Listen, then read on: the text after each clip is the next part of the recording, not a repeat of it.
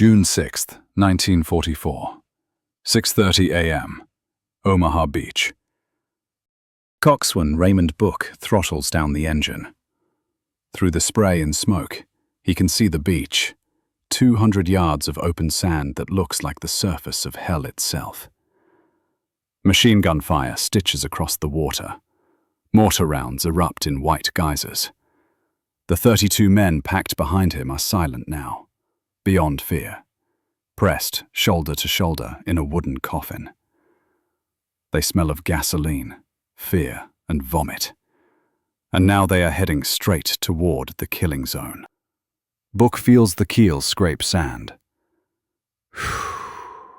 This is it.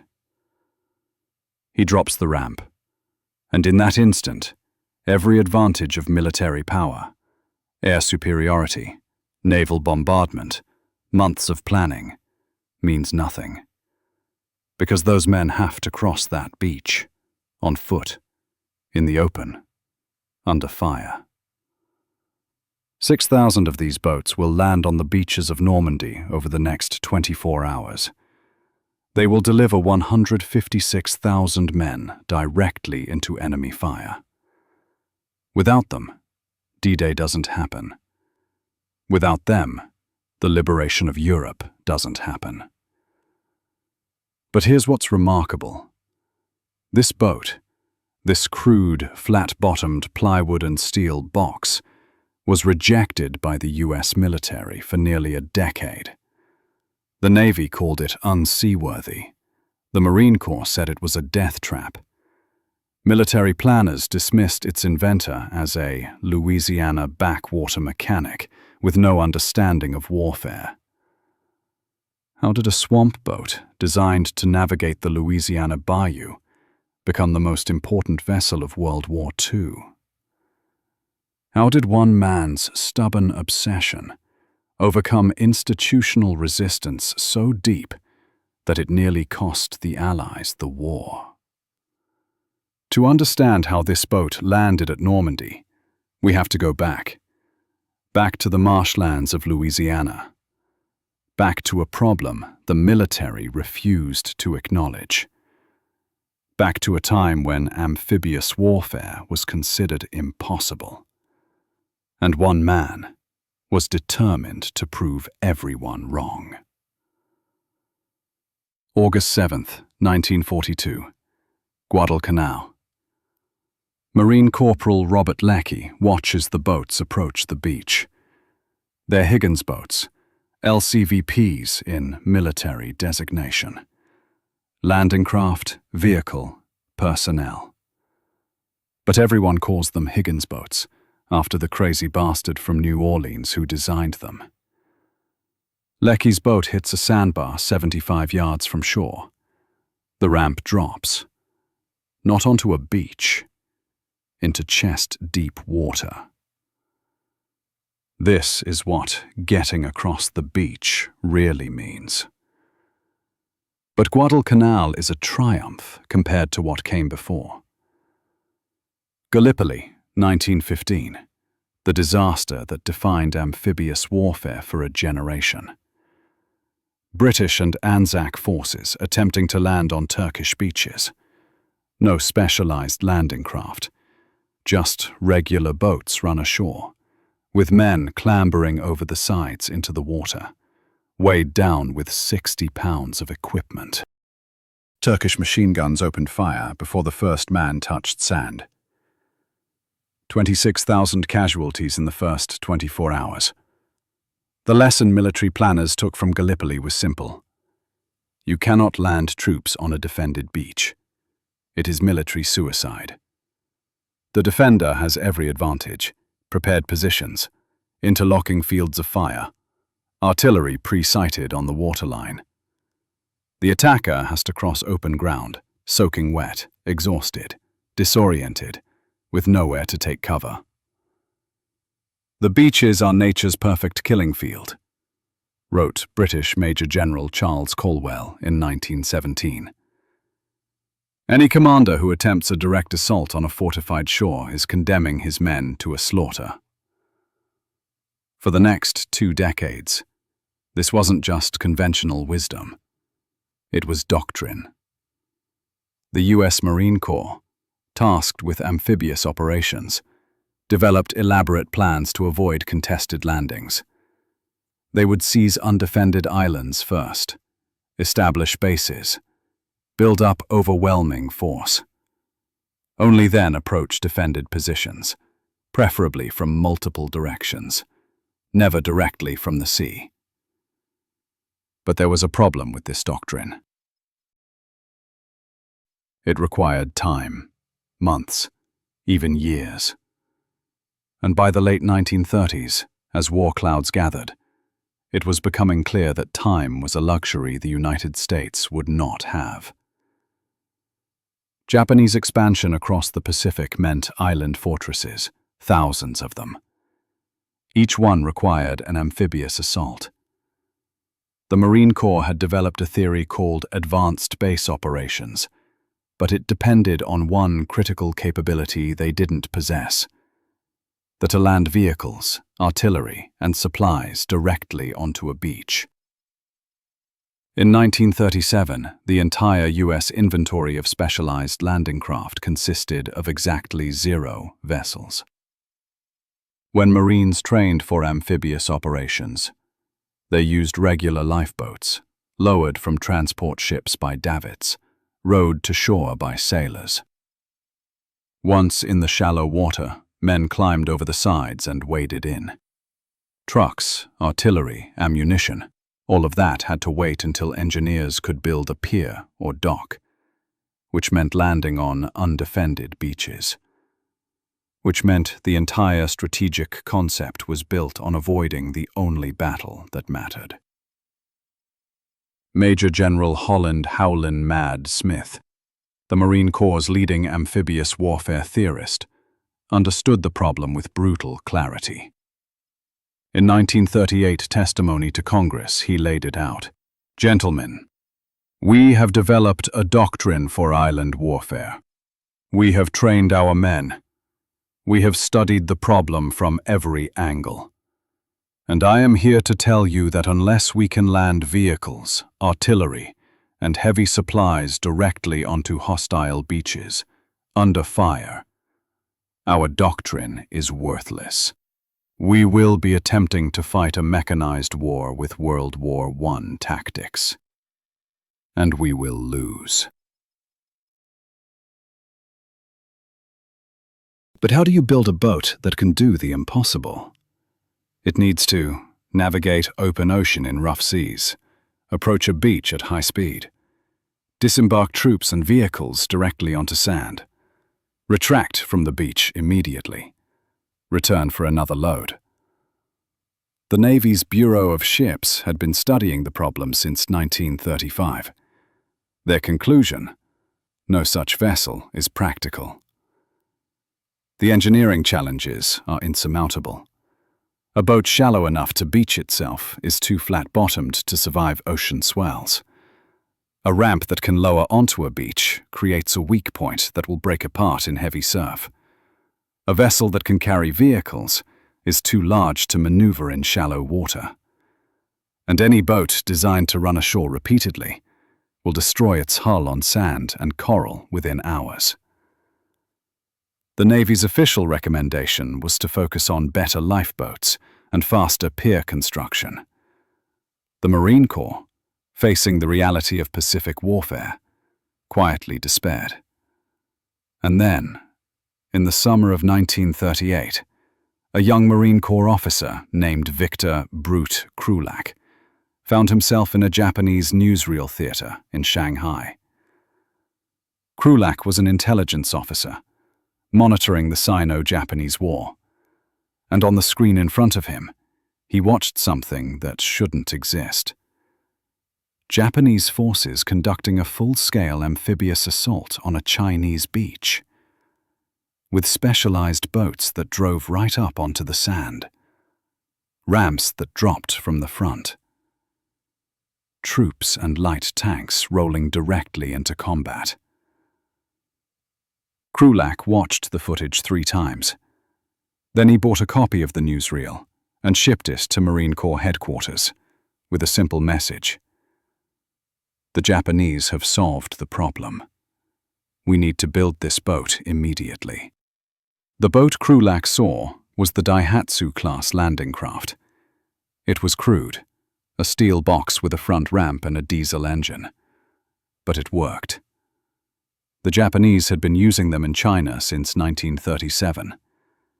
They could carry 100 troops or a light tank. They could beach themselves and retract. They were slow, uncomfortable, and dangerous in heavy seas, but they made amphibious assault possible. The Marine Corps brass watched Krulak's newsreel in the summer of 1938. Then they sent an urgent request to the Navy Bureau of Ships. We need this boat. Copy the Japanese design. Start production immediately. The Navy's response took 3 months to arrive. It was 14 pages long. The summary: no. The Daihatsu design violated established shipbuilding principles. The flat bottom made it unseaworthy. The front ramp was structurally unsound. The shallow draft meant it would be uncontrollable in any kind of current. And copying a Japanese design was beneath the dignity of American naval architecture. The Bureau is not in the business of building bathtubs with engines, wrote Rear Admiral Samuel Robinson. We build warships. The Marine Corps, desperate, decided to go around the Navy entirely. In the fall of 1938, Lieutenant Colonel Robert Dunlap was given an impossible assignment. Find someone, anyone, who could build the boat the Navy refused to design. Dunlap started calling boatyards up and down the East Coast. Most hung up on him. The ones who listened gave him the same answer the Navy had. Can't be done. Too dangerous. Against every principle of ship design. And then someone mentioned a name. There's this guy in New Orleans, Andrew Higgins. Builds boats for oil exploration in the marshes. Crazy son of a bitch. Makes boats that go places boats aren't supposed to go. Probably can't help you, but he's the only one I know who might try. In December 1938, Lieutenant Colonel Dunlap placed a phone call to a boatworks on City Park Avenue in New Orleans. The man who answered was 44 years old, built like a fire hydrant, with a vocabulary that could make a sailor blush, and an ego that could fill Lake Pontchartrain. Andrew Jackson Higgins. And when Dunlap explained what he needed, Higgins laughed. Hell, Lieutenant Colonel. I've already built that boat. Had it for years. Where the hell have you people been? Andrew Higgins didn't invent the flat-bottomed boat. He perfected it. Born in Columbus, Nebraska in 1886, Higgins spent his youth hauling lumber by barge on the Platte River. By age 12, he was designing improvements to his father's boats. By 20, he was in business for himself, building specialized shallow draft vessels for lumber companies operating in areas where conventional boats would run aground. The problem Higgins obsessed over was simple. How do you build a boat that can navigate water measured in inches, not feet? Louisiana's oil boom in the 1920s gave him his opportunity. Oil companies needed to access drilling sites deep in the coastal marshes, waterways choked with vegetation, strewn with submerged logs, barely deep enough to float a canoe. Standard motorboats were useless. They drew too much water, and their propellers caught on every obstruction. Higgins built them something different. The Eureka boat, patented in 1926. Shallow draft, 18 inches when loaded. Tunnel stern that protected the propeller inside a recessed housing. Spoonbill bow that rode up over logs instead of catching on them. Lightweight but incredibly durable. Built from cypress planking. It could go places no other boat could reach. It could drive itself onto mudbanks and retract under its own power. It could take a beating that would destroy a conventional hull. Oil companies loved them.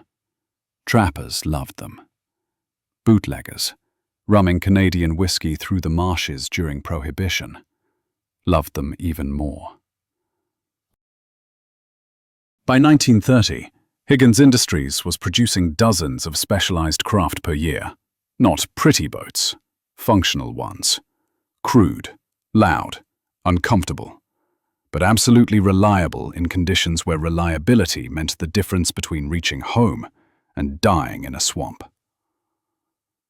His boatworks on City Park Avenue was chaos incarnate. No formal plans, no engineering degrees.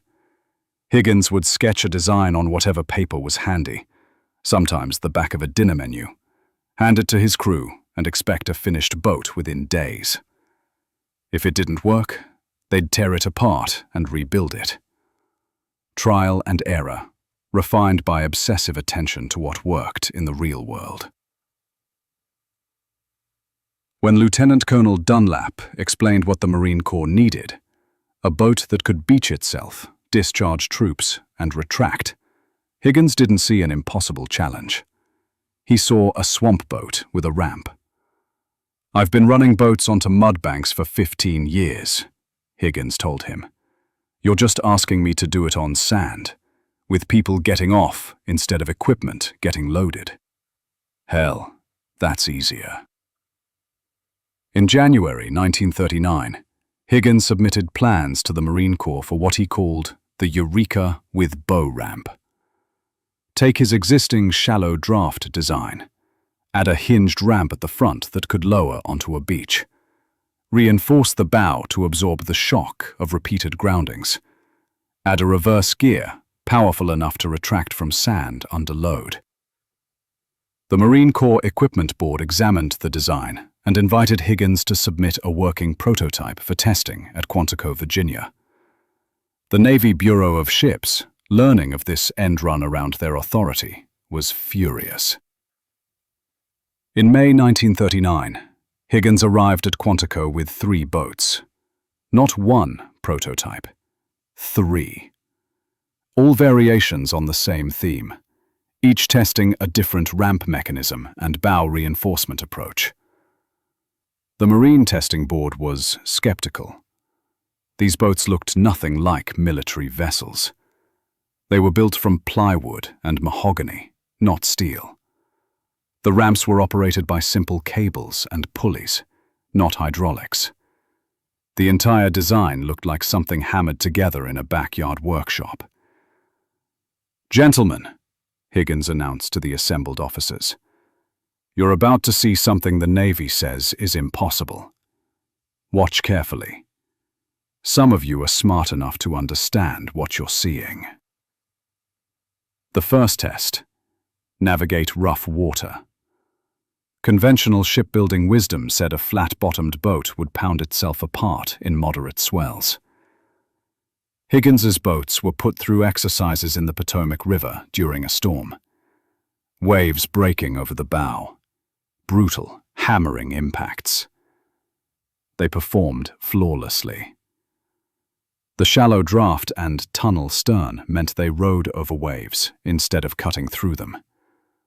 Uncomfortable as hell, Marines testing aboard later compared it to riding inside a drum being kicked downstairs. But seaworthy. Second test: beach approach at speed. Drive directly onto a sand beach at full throttle. Simulate combat conditions. The Navy predicted the impact would shatter the hull, splinter the ramp, or cause the boat to nosedive and potentially flip. Higgins's boat hit the beach at 8 knots. The spoonbill bow rode up onto the sand. The boat slid to a stop. The ramp dropped. 30 Marines charged off in 12 seconds.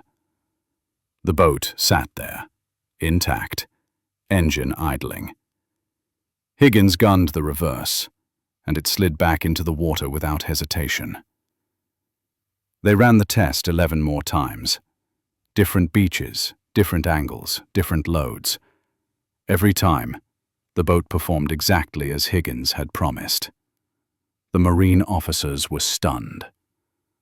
Colonel Dunlap turned to the Navy representative and said simply, "We need to order these boats immediately." The Navy's response, "Absolutely not."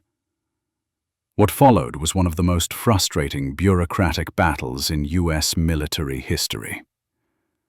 Despite successful tests, despite enthusiastic Marine Corps endorsement, despite the obvious need for exactly this capability, the Navy refused to authorize production. Their objections evolved as each concern was addressed. First, the boat is unseaworthy. Tests proved it wasn't. Then, the wooden construction is too fragile. Tests showed it could take repeated groundings steel boats couldn't survive. Then, the design is too simple, must have hidden flaws. Simplicity was the strength, fewer parts to break. Finally, Higgins is not a qualified Navy contractor.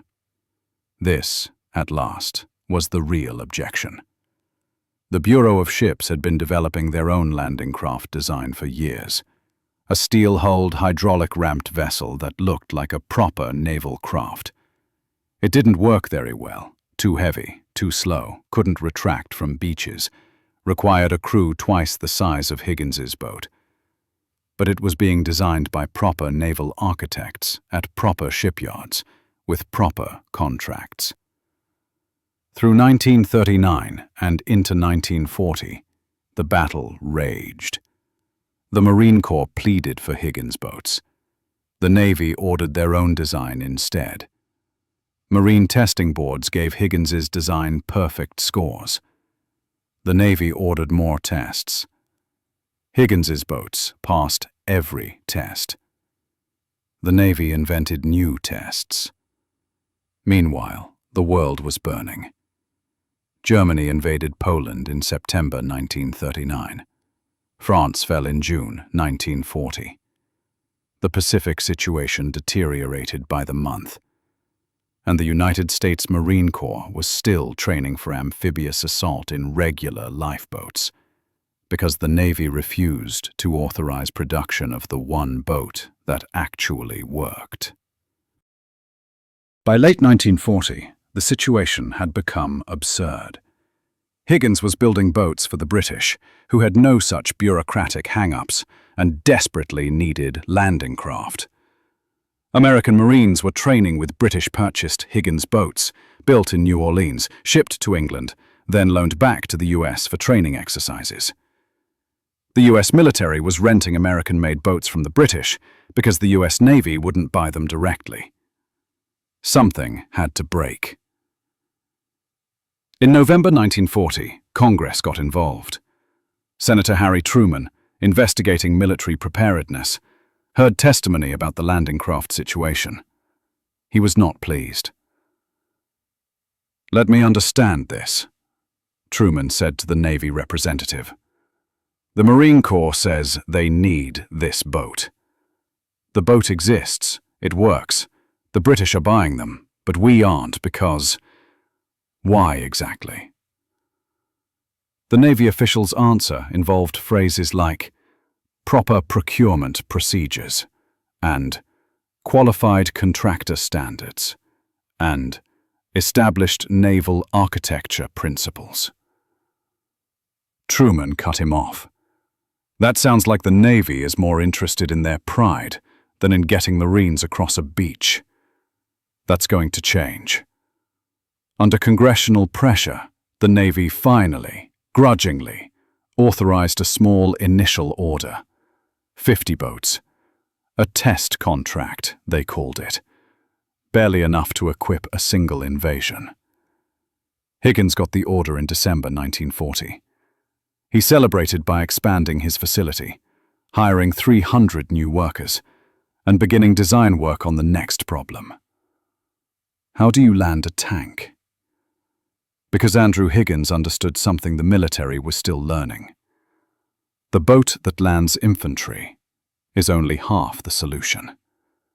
To truly win an amphibious assault, you need to land vehicles, artillery, and armor. He had an idea for that, too. But first, his swamp boat needed to prove itself in actual combat. And that test was coming faster than anyone expected. November 20th, 1943. 8:30 a.m. Beshio Island, Tarawa Atoll. Coxswain Donald Luna guns his engine, pushing his LCVP toward the beach at maximum throttle.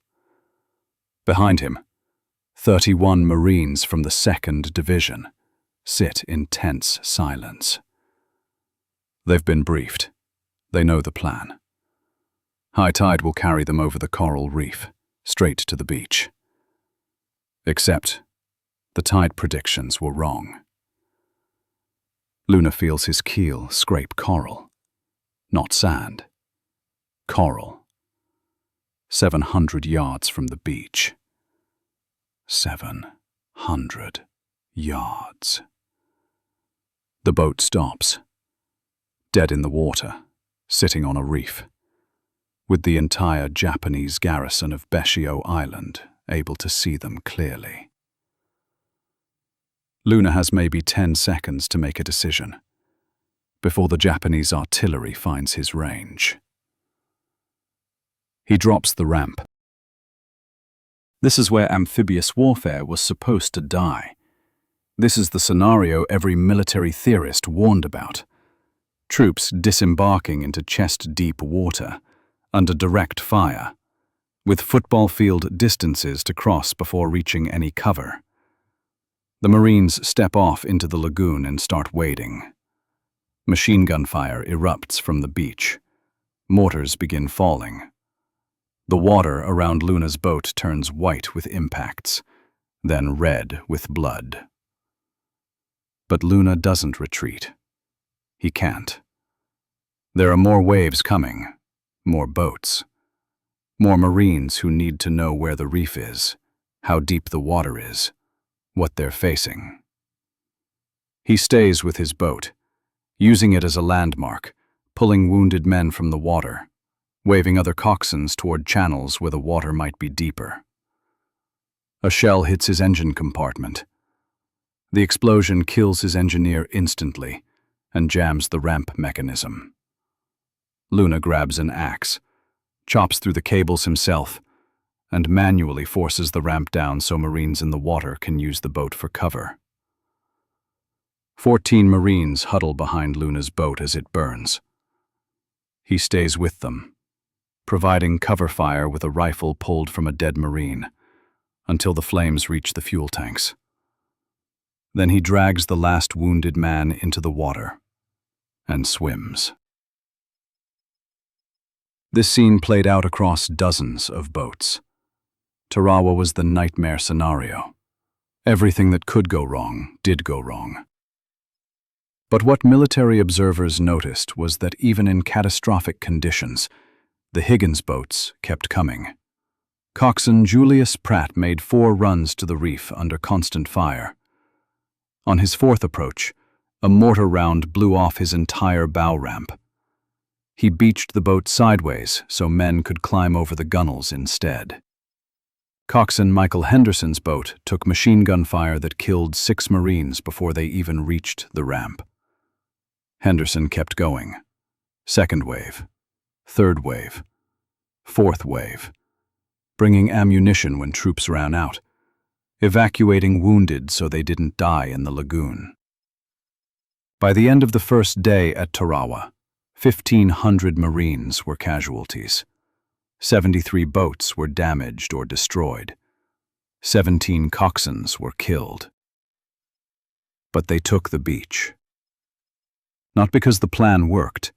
The plan failed spectacularly. They took it because the boats kept coming. Wave after wave after wave. The Japanese could destroy individual boats, kill individual coxswains. but they couldn't stop the flow of reinforcements and supplies. By the third day, Baishio Island was secured. 4,500 Japanese defenders dead. 1,000 Marines dead. 2,000 more wounded. General Holland Smith, watching from the command ship, understood what he'd witnessed. Not a triumph of planning or tactics, a triumph of logistics. The Higgins boat had been pushed beyond its design limits, used in conditions it was never meant for, and it had done the job anyway. Those boats saved the Marine Corps, Smith wrote in his after-action report. Without them, we'd still be floating around wondering how to get ashore. But Tarawa also revealed the limitation. Higgins boats could land infantry, they could land light supplies, but they couldn't cross a coral reef. And they couldn't land the heavy equipment, tanks, artillery, bulldozers, that future invasions would need. Back in New Orleans, when news of Tarawa reached Higgins Industries, Andrew Higgins was already working on the solution. The LCM, landing craft mechanized, 50 feet long, capable of carrying a 30-ton Sherman tank. If the LCVP was the boat that landed troops, the LCM would be the boat that landed the firepower to support them. But Higgins wasn't working alone anymore. By late 1943, American industrial capacity had fully mobilized for war, and the landing craft that had been dismissed as impossible 3 years earlier was about to be mass-produced on a scale never before attempted. New Orleans, January 1943. Andrew Higgins stood in front of 7 empty buildings on a 40-acre site and made an announcement that would have sounded insane 2 years earlier. In 6 months, this will be the largest landing craft factory in the world. We're going to build 700 boats a month. By 1943, after Guadalcanal, after North Africa, after Tarawa proved the concept beyond any doubt, the Navy's skepticism had evaporated. The orders weren't just coming, they were flooding in. The US military needed 23,000 landing craft, immediately, for simultaneous operations in Europe and the Pacific. This is the part of the story that gets forgotten. Before a single boat could hit a hostile shore, someone had to build it, at a scale and speed that defied traditional manufacturing. Andrew Higgins was about to industrialize amphibious warfare. The challenge wasn't just quantity, it was diversity. By 1943, Higgins Boat meant multiple designs. LCVP, Landing Craft Vehicle Personnel, the original. 36 feet long, 36 troops, or a jeep plus 12 men, the workhorse. LCM-3, Landing Craft Mechanized, 50 feet, could carry a 30-ton Sherman tank or 60 men. The game changer. LCVPR, rocket variant. Floating artillery. 56 rockets mounted for pre-landing bombardment. Each required different materials, different assembly techniques, different crew training. All had to be produced simultaneously. The solution was pure Higgins. Automotive-style assembly lines applied to boat construction. Traditional shipbuilding was a craft industry. Skilled workers building vessels one at a time, start to finish, taking months. Higgins broke construction into modular steps. Prefabricate components. Use unskilled labor for repetitive tasks. Skilled workers only for critical operations. A Higgins boat wasn't built. It was assembled. The other Point Park Avenue facility became a precision operation. Framing station. Plywood sections cut to exact specifications. Operated largely by women, recruited from local high schools. Rosie the Riveter, building landing craft in Louisiana. Hull assembly. Pre-cut sections joined with marine adhesive and brass screws. 6-person teams completing a hull in 90 minutes. Engine installation. Grey Marine diesel engines, mass-produced in Detroit, shipped by rail, mounted and tested by mechanics working 12-hour shifts. Ramp mechanism, the critical component. Cables, pulleys, reinforced hinges. This required skilled labor, former oil rig workers who understood mechanical stress and saltwater corrosion. Sea trials. Every boat tested in Lake Pontchartrain. Ramp test, speed test, engine stress test. Failed boats went back for rebuilding. From raw materials to finished boat.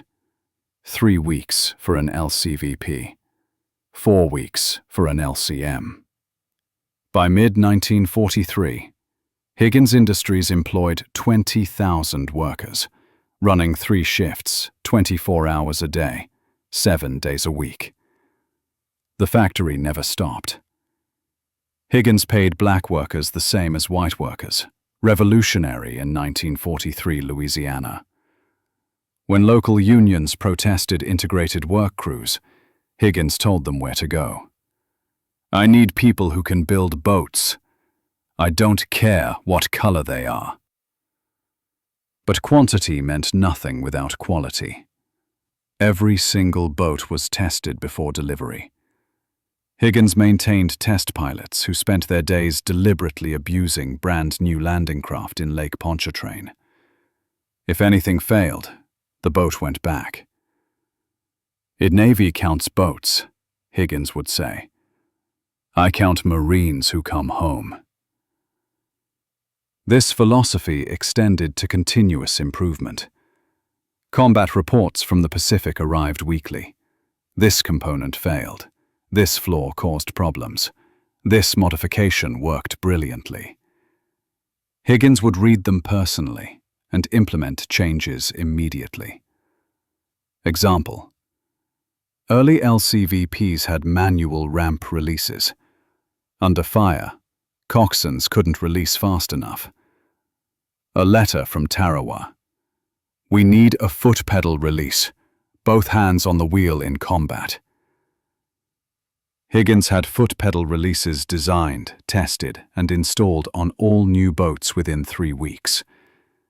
He shipped retrofit kits to every LCVP already in service. Another: the Grey Marine diesel was reliable but underpowered for heavily loaded boats approaching through surf. Higgins couldn't redesign the engine, but he modified propeller pitch, adjusted tunnel stern dimensions, reduced hull drag. Small changes that together increased effective thrust by 15%. The production numbers by late 1943 told the story. Peak output reached 1,047 boats delivered in October 1943. That's 35 boats per day. 1 boat every 40 minutes, around the clock. By December 1943, the Allies had 12,964 LCVPs built or under construction, 2,631 LCMs built or under construction, plus British LCTs and Roebling LVTs from other contractors. 18,000 landing craft. Enough to land multiple divisions simultaneously on opposite sides of the planet. Operation Overlord, the invasion of France, was scheduled for June. At the end of his tour, Eisenhower asked, "Mr. Higgins, can you deliver everything we need?" Higgins didn't hesitate. "General, you worry about the Germans. I'll worry about the boats." By June 1944, over 1,500 LCVPs and 400 LCMs had been shipped to England. The Industrial Revolution was complete. Now came the test that would define everything. Because on a beach in France, those boats would face the most heavily defended coastline in history. And the entire Allied strategy for liberating Europe depended on them working perfectly under fire. June 6, 1944, 6:25 a.m., Utah Beach. The first LCVPs hit the sand. Light resistance. German positions disrupted by naval bombardment. Boats beach themselves, drop ramps, discharge troops. Within 5 minutes, 1,200 men are ashore and moving inland. Utah Beach will be secured by noon with fewer than 200 casualties. 5 miles east at Omaha Beach, everything goes wrong. The naval bombardment missed most German positions. The bunkers are intact. Machine gun nests operational. Artillery pre-sighted on the waterline. And the 352nd Infantry Division, elite combat veterans, are waiting. At 6:30 a.m., the first wave hits Omaha. Artillery shells erupt around approaching boats. Mortar rounds walk toward them. Machine gun bullets ricochet off steel hulls. Coxswains push forward because there's nowhere else to go. Raymond Buch feels his boat shudder as rounds impact. 30 yards to the beach. 20. 10. The keel scrapes sand. He drops the ramp. The first 6 men die before they touch water. The next wave stumbles over their bodies. The men behind push forward because the boat has become a coffin. The only exit is through the killing zone. Buch's boat empties in 45 seconds. Half his passengers are casualties before they clear the ramp. He reverses the engine. The boat won't move, stuck on a sandbar. This is the nightmare. A boat stranded in the killing zone becomes a target for every German weapon in range. Buch lowers the bow anchor, ties the cable to the stern, uses the engine in reverse with the anchor as pivot to drag the boat sideways off the bar. 90 seconds under concentrated fire. The boat breaks free. Buch retreats and immediately turns back toward the transports, because there are more men waiting. And stopping now means everyone on that beach dies. This story multiplies across hundreds of boats and thousands of men. LCVPPA 18-7, Coxswain Thomas Clark. Artillery shell destroys the bow. Clark beaches what's left sideways so men can climb over the gunwales. 14 of 32 passengers survive. Clark makes 2 more runs with a destroyed bow before his boat sinks. LCVP PA 29-23, Coxswain Eugene Elder. Machine gun fire kills 4 men before the ramp drops.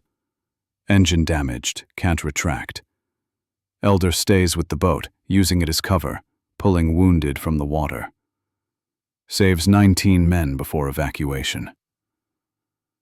By noon, the situation at Omaha is desperate. Over 2,000 casualties.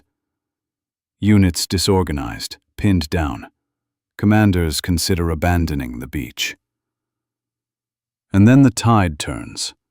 Not through brilliant tactics, through logistics. The Higgins boats keep coming. Artillery ammunition runs out, boats bring more. Bangalore torpedoes to clear barbed wire, boats bring them. Engineers to blow obstacles, medics to treat wounded, boats bring them. Wave after wave. Some boats destroyed, some coxswains killed. But the boats keep coming. By the end of D-Day, 1,089 LCVPs made approximately 4,300 trips. 487 LCMs delivered tanks and heavy equipment. 156,715 troops ashore by midnight. 197 LCVPs destroyed or damaged beyond repair. 89 coxswains killed. The cost was brutal, but the invasion succeeded. General Eisenhower, watching from HMS Belfast, understood what he was seeing. The boats were the critical variable. Without them getting men ashore, nothing else mattered. He later wrote to Higgins, "Your boats have changed the course of history." But D-Day was just the largest example of something happening across two oceans simultaneously. June 15th, 9 days after Normandy, Saipan. 127 LCVPs and 44 LCMs deliver 8,000 Marines in the first wave. July 21st, Guam. 156 Higgins boats, 11,000 Marines. September 15th, Peleliu. 89 Higgins boats run continuous resupply for 74 days. October 20th, Leyte Gulf, Philippines. MacArthur's return. The iconic photograph of MacArthur wading ashore. He stepped off an LCVP. Every major Allied amphibious operation from June 1944 through war's end depended on Higgins boats. They became invisible because they were everywhere. Adolf Hitler reportedly called the Higgins boat the new instrument of war which is threatening the whole German position in France. The Germans understood. They could fortify the coast, build the Atlantic Wall, prepare killing zones on every beach, but they couldn't stop the boats from arriving. And once the boats arrived, the numbers favored the Allies. The Higgins boat transformed coastal defense from an insurmountable advantage into a delaying action. It turned the English Channel from an impenetrable moat into a highway. August 15th, 1945. VJ Day. Andrew Higgins stands in his factory, watching assembly lines fall silent for the first time in 4 years. 20,000 workers received termination notices yesterday. The contracts that sustained his empire were cancelled within hours of Japan's surrender. Higgins Industries employed 20,000 people and generated $350 million annually in 1944. By the end of 1946, it will employ 300 and generate less than $2 million. The war made Higgins. The peace destroyed him. Higgins had been operating on cost-plus contracts. The government paid manufacturing costs plus fixed profit. It worked during wartime when speed mattered more than efficiency, but it meant Higgins never developed a sustainable business model beyond military production. When those contracts evaporated, he was left with 40 acres of factory space designed for one product, specialized tooling useless for civilian manufacturing, and $8 million in debt. He tried to pivot. Civilian pleasure craft, fishing vessels, cargo ships, well built, reasonably priced. Nobody bought them. Why? The American boat market in 1946 was flooded with surplus military craft. The Navy sold LCVPs for scrap, $75 per boat. Commercial operators bought them, stripped the military equipment, converted them to fishing boats. Higgins was being undercut by his own war production. He tried aircraft, innovative, well-engineered, completely unable to compete with surplus military trainers flooding the market for pennies on the dollar. He tried prefabricated housing, but construction unions blocked him. Lumber companies undercut his pricing. Banks wouldn't finance experimental designs. By 1948, Higgins Industries was bankrupt. The factory was sold to pay creditors. Andrew Higgins was personally $2.3 million in debt. Andrew Higgins died on August 1, 1952, in New Orleans. He was 66 years old. The obituaries remembered him as the man who built the boats that won the war. They didn't mention he died broke. But the boats lived on. Commercial fishing fleets across the Gulf Coast adopted them.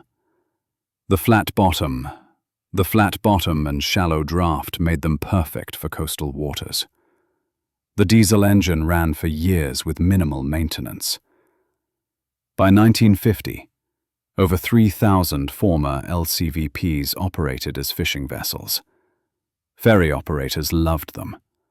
Island communities in the Philippines, Indonesia, and the Caribbean used them for transport. They could beach on undeveloped shores, perfect for areas without docks. Oil companies repurposed them for marsh exploration. The LCVP, descended from swamp boats, returned to the swamps. The military kept using them too.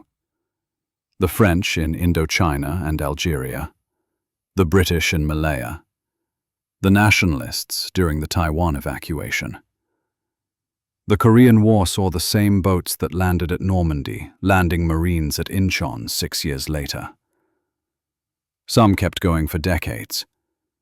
Louisiana fishing boats still using converted LCVPs into the 1980s, 40 years after construction. The design itself lives on in every modern landing craft.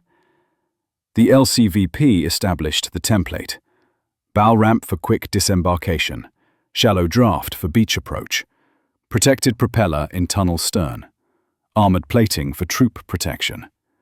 Simple, maintainable systems. Every modern craft, the LCU, the LCAC, the Expeditionary Fighting Vehicle, descends from Higgins principles. The U.S. Navy's current landing craft unit looks remarkably similar to a 1944 LCM. Bigger, better engines and electronics, but the fundamental concept unchanged. Because Higgins got the basics right. And when you solve a problem correctly the first time, the solution endures. But the most interesting legacy isn't technological, it's doctrinal. The Higgins Boat didn't just enable amphibious warfare. It changed how military planners thought about power projection. Before the LCVP, amphibious assault was a desperate gamble. After, it became standard capability. The ability to land forces directly onto hostile territory, without requiring ports or prepared infrastructure, fundamentally changed strategic calculations. During the Cold War, the Soviet Union built its entire naval infantry doctrine around landing craft, descended from captured Higgins boats. NATO's defense of Europe assumed Warsaw Pact amphibious capability across the Baltic Sea, a strategic concern that shaped decades of planning. Today, American military doctrine assumes the ability to project power anywhere in the world within 72 hours. That assumption rests on amphibious capability, landing forces directly where needed, without depending on Allied ports or airfields. Every Marine expeditionary unit floating off potential crisis zones carries landing craft. Every amphibious assault ship is designed around the principle Higgins demonstrated. Get troops from ship to shore, fast, under fire if necessary. But there's a darker truth. The Higgins boat made beach assault viable. It also made beach assault common. The brutal arithmetic of Tarawa, Omaha Beach, Peleliu, thousands of casualties for miles of sand, became acceptable because it was possible. Every Marine who died in the surf at Tarawa, died because the Higgins Boat made it possible to order that assault. Without the boats, the strategy would have been different. This is the uncomfortable reality of transformative military technology. It changes what's possible, which changes what's ordered, which changes who lives and dies. National World War II Museum, New Orleans, present day. In the center gallery sits LCV PPA 3321, painted in invasion stripes, ramped down, frozen in the moment before 36 men would have charged into history. This boat never saw combat. Built in July 1945, 2 weeks before Japan surrendered. It made one voyage, from factory to storage depot, where it sat in preservation until 1991. It's one of fewer than 20 complete LCVPs still existing. Of the 20,094 boats Andrew Higgins built, nearly all are gone. Scrapped, sunk, converted, rotted away. The boat that won the war has mostly disappeared from memory. Ask the average person to name important World War II weapons. Sherman tank, B-17 bomber, P-51 Mustang, M1 Garand. All valid, all iconic. Ask them about the most important boat, and you'll get blank stares. The Higgins boat succeeded so completely, it became invisible. It was everywhere, doing everything, enabling every amphibious operation, which made it seem ordinary, routine, just another piece of equipment. But the numbers tell a different story. Every major Allied amphibious operation in World War II, over 300 separate landings, depended on Higgins boats. North Africa, Sicily, Salerno, Anzio, southern France, Normandy, Guadalcanal, Tarawa, Saipan, Guam, Peleliu, Iwo Jima, Okinawa, the Philippines. Without Higgins boats, none of these happen. Or they happen differently, at greater cost, with uncertain outcomes. Take away the Higgins boat, and D-Day doesn't happen on June 6, 1944. Maybe 1945, after more boats are built. Maybe not at all, forcing the Allies to pursue a different strategy. Through Italy, through the Balkans, some longer, bloodier route. Take away the Higgins boat, and the Pacific Island hopping campaign stalls. The Japanese hold islands longer, develop defenses deeper. The atomic bomb becomes the only option, because direct assault on the home islands is impossible. The consensus among military historians: the Higgins boat shortened World War II by at least 6 months, possibly a year. That acceleration saved between 200,000 and 500,000 Allied lives, and potentially millions of Axis and civilian lives. One boat, one design, one stubborn man from Louisiana who refused to accept that amphibious warfare was impossible. General Eisenhower said it plainly. Andrew Higgins is the man who won the war for us. If Higgins had not designed and built those LCVPs, we never could have landed over an open beach. The whole strategy of the war would have been different. But Andrew Higgins never received recognition his contribution deserved. No medal for merit, the highest civilian honor during World War II. No major government contracts after the war. When he died in 1952, The New York Times obituary was 3 paragraphs. Compare that to aircraft designers, tank designers, ship designers, all became famous, honored, celebrated. Andrew Higgins, who built more military craft than anyone else in history, died broke and largely forgotten. Why? Part personality. Higgins was abrasive, egotistical, impossible to work with. He alienated the Navy establishment. He fought with Congress. He made enemies. Part, the nature of the achievement.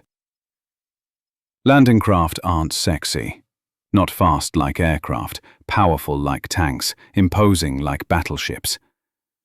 They're transportation. Necessary, but unglamorous. And part American culture. We celebrate innovation leading to continued success. We're less interested in innovators who succeed brilliantly in one context and fail in another. Higgins's post-war bankruptcy tainted his wartime achievement. Deeply unfair. But that's how history works. The real legacy isn't fame. It's capability. Today, the U.S. Marine Corps operates on the assumption they can land anywhere in the world, on any beach, under any conditions. That assumption shapes strategy, training, force structure, doctrine. That assumption exists because Andrew Higgins proved it was possible. Modern amphibious assault ships, America-class LHA, Wasp-class LHD, are floating cities designed around one capability: projecting power across a beach. They carry helicopters, V-22 Ospreys, hovercraft, amphibious vehicles, all descendants of the concept Higgins demonstrated. When the U.S. military threatens intervention, they send an amphibious ready group, 3 ships, 2,200 Marines, with forcible entry capability. That threat is credible because the Higgins Boat proved amphibious assault works. This is power projection as permanent strategic option. And it traces directly to a swamp boat from Louisiana. The National Museum of the U.S. Navy maintains one restored LCVP. The Smithsonian has another. The Imperial War Museum in London has a third. These aren't exhibits about one boat. They're exhibits about the capability that changed modern warfare. Because the Higgins Boat wasn't just a successful weapon. It was proof that the impossible was possible if you were willing to ignore people who said it couldn't be done. There's a plaque outside the National World War II Museum, quoting Eisenhower. "Andrew Higgins is the man who won the war for us." Most people walk past without reading. The few who stop often wonder, who was Andrew Higgins? That question, that disconnect between achievement and recognition, is itself part of the story. The Higgins Boat won the war, then faded from memory. Because that's what tools do. They work, they're used, they're replaced, they're forgotten. But on June 6, 1944, when Raymond Book dropped his ramp on Omaha Beach, when those 32 men charged into history, when the invasion that liberated Europe became possible, in that moment, the swamp boat mattered more than any ship, tank, or aircraft in the Allied arsenal. It mattered because it worked. Because Andrew Higgins built it right. Because sometimes the difference between victory and defeat comes down to one stubborn man who refused to accept the word impossible. The Higgins Boat didn't look like victory. It looked like a plywood box with an engine. But it changed the world, anyway. 20,000 boats, 300 amphibious operations, Millions of lives depending on whether those boats worked. And they worked. That's the legacy. Not fame, not glory. Just the quiet knowledge that when everything depended on getting men across a beach under fire, the boats were there, and they did the job. Today, if you walk along the Louisiana coastline, you might still see them. Old wooden boats with flat bottoms and weathered hulls, converted fishing vessels that once crossed oceans under fire. Most people don't recognize what they're looking at. They don't know these boats changed history. The National World War II Museum in New Orleans stands less than 3 miles from where Andrew Higgins built his empire. Thousands of visitors walk past his boats every year. They take photos. They read the plaques. But few truly grasp what they're seeing. The humble solution to an impossible problem. The tool that turned the tide of the largest war in human history. 20,000 boats. Built by workers whose names we'll never know. Piloted by coxswains whose courage we can barely imagine. Landing millions of men on hostile shores so that nations could be freed and tyranny defeated. We remember the generals. We remember the battles. We remember the iconic weapons. But we forget the boats. Maybe that's fitting. Andrew Higgins didn't build monuments. He built tools. And the greatest tools do their jobs so well, so reliably, that we take them for granted. Until we stop and ask, what if they hadn't existed?